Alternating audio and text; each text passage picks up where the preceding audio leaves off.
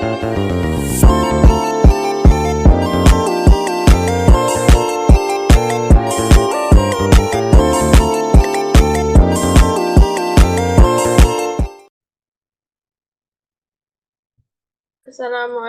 warahmatullahi wabarakatuh. Perkenalkan, nama saya Rindi Indah Permata dengan NIM 21060051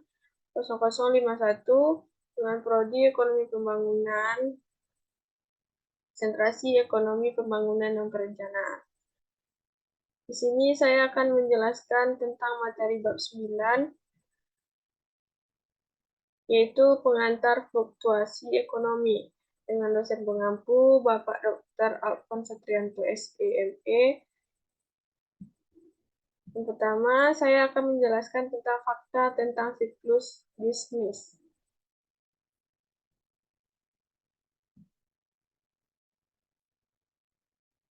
Yang pertama, bagaimana perubahan ekonomi dapat mengarahkan pada fluktuasi jangka pendek pada aktivitas perekonomian baik dalam output dan kesempatan kerja. Yang kedua, siklus bisnis, fluktuasi jangka pendek pada aktivitas perekonomian baik dalam output dan kesempatan kerja. Yang ketiga, siklus bisnis memiliki beberapa fase, yakni peak, recession, trough, and recovery.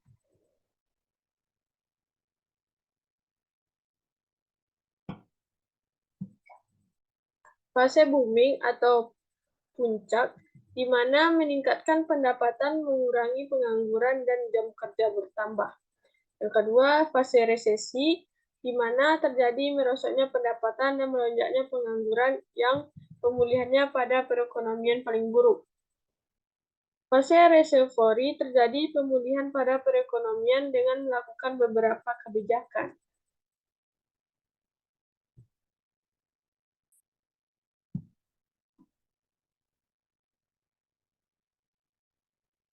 Hukum Okun. Pertama, resesi adalah pengangguran yang meningkatkan dan GDP yang mengalami penurunan atau pendapatan. Yang kedua, pada hal ini, masuk pada hukum Okun, yakni Arthur Okun merupakan ekonom yang mempelajari bahwasanya pengangguran dan GDP memiliki hubungan negatif. Bila satu naik, maka yang lain mengalami penurunan. Secara singkat, ini didefinisikan sebagai perubahan persentase GDP real sama dengan 3,5% dikurang 2 kali perubahan tingkat pengangguran. Jika tingkat pengangguran tetap, GDP real tumbuh sekitar 3,5%. Untuk setiap poin persentase tingkat pengangguran meningkat, pertumbuhan GDP real biasanya turun sekitar 2%. Jadi, jika tingkat pengangguran naik dari 5 ke 8%, maka bertumbuh GDP real akan menjadi perubahan persentase GDP real 3,5% dikurang 2 kali 8% dikurang 5% sama dengan minus 2,5%. Dalam kasus ini, GDP akan turun 2,5%, mengindikasikan bahwa perekonomian sedang mengalami resesi. Yang kedua, horizon waktu dalam makroekonomi. Jangka panjang, di mana harga bersifat fleksibel, bisa menanggapi perubahan dalam penawaran atau permintaan. Contohnya, Bank Indonesia mengurangi jumlah uang beredar 5%, mengurangi seluruh harga 5%, termasuk upah variabel real, tidak menyebabkan fluktuasi output atau kesempatan kerja. Jangka pendek, di mana harga bersifat kaku, banyak harga tidak menanggapi perubahan kebijakan moneter, tidak mudah untuk mengubah harga setiap saat. Contohnya, rumah makan tidak mudah untuk mengubah menu secara mudah. Yang ketiga, model penawaran agregat dan permintaan agregat. Yang A, permintaan agregat merupakan hubungan antara jumlah output yang diminta dan tingkat harga agregat. Teori kuantitasnya M dikali V sama dengan P dikali Y, di mana M jumlah uang yang beredar, V perputaran uang, P tingkat harga, Y jumlah output. Jumlah uang yang beredar menentukan nilai nominal output. Persamaan kuantitas sebagai permintaan agregat, di mana K sama dengan 1/V, parameter yang menentukan berapa banyak yang orang ingin pegang.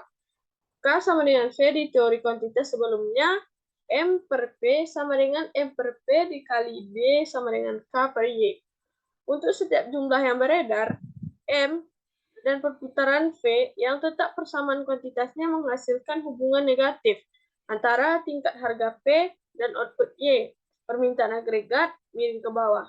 Makin tinggi harga, makin rendah keseimbangan real. M per V, maka rendah jumlah barang atau jasa yang diminta Y. Kurva permintaan agregat. Kurva permintaan agregat dibuat pada nilai dari jumlah uang beredar yang tetap. Kurva tersebut menyatakan kombinasi yang mungkin dari P dan Y untuk nilai M tertentu. Pada M tertentu, jika transaksi meningkat, butuh lebih banyak dolar, maka jumlah transaksi dan jumlah barang atau jasa yang dibeli harus turun ke kurva miring ke bawah. Jika jumlah uang beredar berubah, maka kurva permintaan agregat bergeser.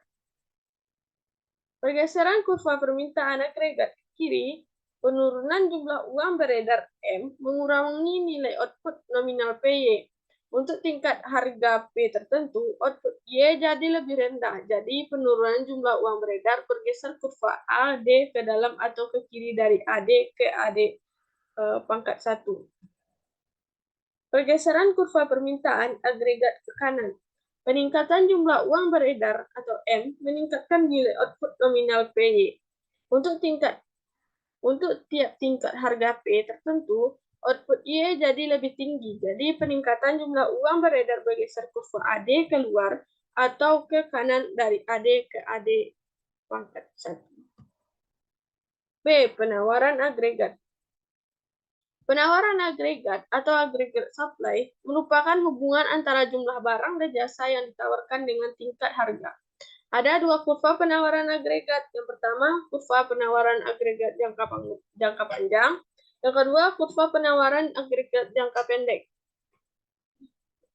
Kurva penawaran agregat jangka panjang yaitu tingkat output Y tidak tergantung pada jumlah uang yang beredar. Yang kedua, tingkat output jangka panjang Y disebut dengan kesempatan kerja penuh atau tingkat output alamiah, di mana sumber daya ekonomi dikaryakan sepenuhnya atau lebih realitas pengangguran pada titik sewajarnya. Pada kurva penurunan I per H yang beredar menggeser kurva permintaan agregat ke bawah dari AD ke AD1. Ini karena kurva S vertikal dalam jangka panjang, penurunan AD mempengaruhi tingkat harga tapi tidak tingkat output. Kurva penawaran agregat jangka pendek. AD bergeser ke AD aksen bergerak pada arah barat timur titik A ke titik B pada kurva penawaran agregat jangka pendek. Maka dalam jangka panjang bergerak dari B ke C bergerak ke atas sepanjang AD. Equilibrium jangka panjang. Perekonomian berada pada perpotongan kurva penawaran agregat jangka panjang dan kurva permintaan agregat. Karena harga-harga telah disesuaikan, maka kurva penawaran jangka pendek memotong titik ini juga. Keseimbangan jangka panjang, perekonomian berada pada perpotongan SRAS, LRAS, dan AD. Penurunan permintaan agregat. Yang pertama, misalnya jumlah uang beredar dikurangi kurva permintaan bergeser ke bawah AD1 menjadi AD2. Jangka pendek titik A ke titik B, harga kaku. Output kesempatan kerja menurun di bawah tingkat alamiah, terjadi resesi. Karena permintaan rendah, maka harga akan turun.